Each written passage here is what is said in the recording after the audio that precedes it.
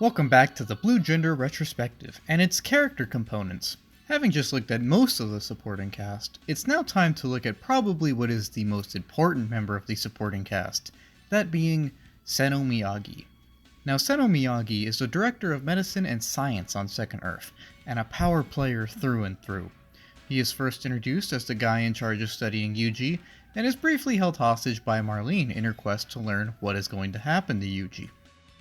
With a taser to his back, he reluctantly agrees to help Marlene, although he does seem noticeably curious in the strong relationship the two seem to have formed, and even goes on to support Yuji's request that Marlene become his partner, as he wants to, quote, study their bond. The real reason Miyagi is in favor of this is because he knows of the dangers of the B-cells, and how Marlene's strong bond with Yuji is realistically the only thing capable of preventing him from falling to his own B-cells. Having supported Marlene and Yuji's request, Miyagi thus starts to come off as at least decent during his first appearances, and shows interest in not only the Sleeper Project, but also the Sleepers themselves. We see this when he recruits Marlene to steal unadulterated data on the Sleepers, and when he proclaims that the Sleepers must be stopped for their own good. This is because, as he reveals, the B-cells are really what birthed the Blue, and the Sleepers risk falling to their own B-cells, and thus the bloodlust inside of them, should they fight too much. Knowing that the military will not listen to the dangers of the Sleepers being driven rogue by combat fatigue and combat stress, Miyagi in turn resolves to launch a coup to seize control, to slow down or stop the Sleeper program, and generally reassess or redirect the path that humanity is currently on. The coup goes well, of course, and Miyagi gains control of humanity at the expense of the medical station and encourages Marlene to rescue Yuji. As the new leader of humanity, he proclaims that the era of lying and war is over. He exposes the reckless and dangerous actions of the High Council and proclaims a new era of peace. A realistic man to the end, he realizes that if the humans haven't beat the Blue by this point, they probably won't for at least a very long time, and for this reason decides to turn Second Earth into the new permanent Earth. This is met with fanfare, and Miyagi's rule sees a new, much less repressive culture start to sift in. While there is an attempted counter-coup led by Amick and Doug, this is easily put down, and Miyagi's rule is secured. As someone who believes in personal freedom through and through, though, he does allow Amick to run off to Earth by herself in her shuttle, because, quote, she has the right, and he doesn't really care as it doesn't really affect him. Past a time skip of a few months, Miyagi is still in control of Second Earth, and allows Yuji to gather a group to take with him down to South America.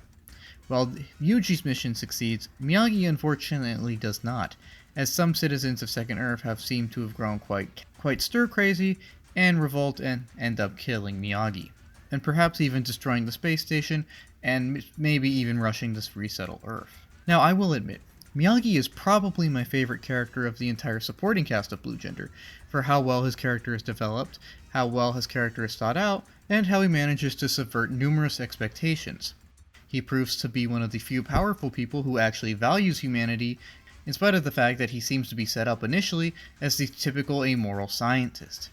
This is not true, in fact, and he's in fact very moral, as he goes out of his way many times to stop the exploitation of the Sleepers and generally try to protect public health and safety as much as possible. Something the Council obviously does not do. While he is a scientist and very rational, he follows a sort of humanist reason, it seems, and seems to always support the idea that humans need degrees of freedom in order to evolve into better versions of themselves. He logics that these better versions of themselves can therefore contribute more to society, and therefore improve society. Therefore, the improvement of society is based upon the improvement of the individual, which is logically dependent upon a degree of free time and free thought, which can only grow and can only develop in societies which allow for this. He has channeled the questioning nature that he has as a scientist into questioning how the society of Second Earth has been set up, and examining its flaws, and coming up with solutions to it. And I really like his approach to humanity and the necessity of freedom. He's fascinating as he is a rare example of a character using logic and reason to promote freedom as opposed to pathos or ethos. As Most characters, especially in anime, will appeal to the human spirit and the need for freedom by talking about emotions and feelings and drives and urges, which of course is perfectly fine. I love a great anime speech. But those are all arguments that are based in feeling. And while those feelings may be correct and they may be very common, they are not inherently cold or scientific facts. And this is exactly what Miyagi does. He's a great example of an unconventional humanizer, as while he does make very pro-human arguments, and he does make arguments in support of humanity and its right to express itself, he does so in a very logical and cold way. He says that he doesn't really care how one expresses himself, and he doesn't really care how that manifests, but he does care that it happens because it's important for humans to do this, and it's important for humans to maintain a healthy being. His logical support of humanity and his logic-based approach to bettering it is just fascinating, as again, it's just such an unconventional approach, as almost in most anime and most TV shows, these kind of appeals are always based in either emotion or morality. But Miyagi doesn't really seem to exercise much emotion, he's very cold, and his morality is based upon his logical approach to a more just society. Again, while he is a rather cold and rational man, he is also a man who believes in personal freedoms and in personal enlightenment. While this may be based in a sense of scientific or objective enlightenment, he does come off as a genuinely good man, even if very cold or distant. He does show concern for society, and even if it's not for the right reasons, even if it's not for emotional reasons, he does make blatant efforts to improve society and rectify his mistakes for the good of everyone. His care for humanity is further shown by his actions as a leader. He doesn't even execute the surviving council members, but instead allows them to live in prison and even Amik to escape. Instead of continuing an unwinnable and costly war, he steps back, admits defeat, and redirects humanity's energies to more constructive and likely to succeed tasks. Instead of prioritizing cartoonish levels of discipline, he allows for free thought and free actions, as he believes that these, again, will allow the humans of Second Earth to progress as individuals and therefore improve society. There is no more constant military forays or training, but instead an emphasis on simply living and improving. In fact, Miyagi seems to place a great deal of importance on individual action and agency. He wants people to think for themselves because thinking is what can grow a person the most. He wants them to think and grow as opposed to operate as simple automatons. As simple automatons may be very good at carrying out certain tasks assigned to them from above, but they are not capable of making decisions for themselves, or at least not the very best decisions. He wants everyone to be able to make decisions for themselves so that they can decide how best to grow and better the future. He respects the rights of humanity so long as exercising them poses no threat to others. He is in effect a leader who thinks that people need to learn how to lead themselves, and he sticks to his ideals even when in extreme situations. He could have easily killed Amik, but since her desire to leave didn't pose any real threat to him or anyone else, he simply allows her to go, with the understanding that she knew that she'd have to fend for herself and deal with the consequences of her actions alone. Miyagi seems to believe that people should know the consequences of their actions, and as long as they're okay with dealing with those consequences, and these actions don't go out of their way to harm others, that they should be allowed to do it. He seems to believe that the best way to learn something is to just go out and try it. He has a sort of inherent, logical faith in humanity, as while he does view it as flawed, he also realizes that it has great learning potential, and can often create great opportunities for personal and societal growth. He wants people to realize this and grow on their own. This is why he doesn't really assign any purpose to the people of Second Earth, other than making a comfortable existence.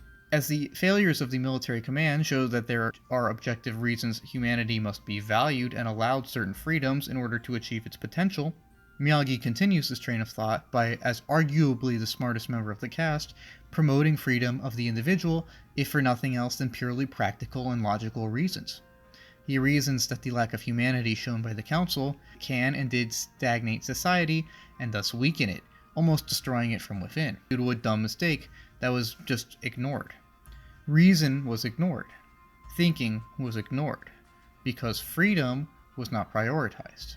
It is therefore logical to allow for freedom, as this will allow a great variety of actions and thoughts, And these will now provide the people the ability to grow in their own ways and in ways that they like the most, allowing them to truly explore and specialize and learn about themselves and strengthen themselves and therefore society, leading to a more thinking and ultimately stronger and hopefully happier society. And I really like Miyagi, as he sticks to this sort of logical freedom narrative throughout his entire character. Again, while his slick design sets up to be a villain, his actions and views distinguish him as probably the most caring and competent member of any sort of command. He definitely cares about public safety, and he definitely cares about the society and humans.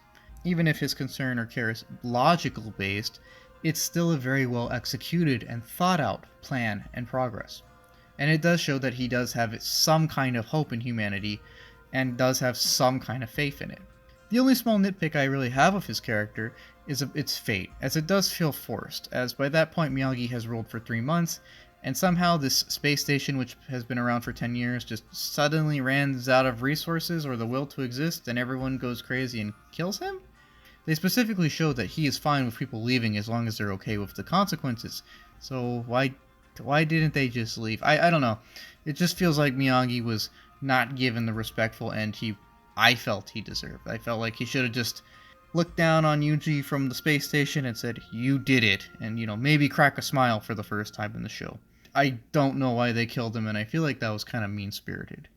But, in spite of that, I do really like his character, and I do think it is probably one of the best characters in the entire show. Even if the show does, for no real reason, kill him off, and even if it does imply him to be ominous for a comically long amount of time after it's proven he's a good guy, the show still has a really good character in Miyagi.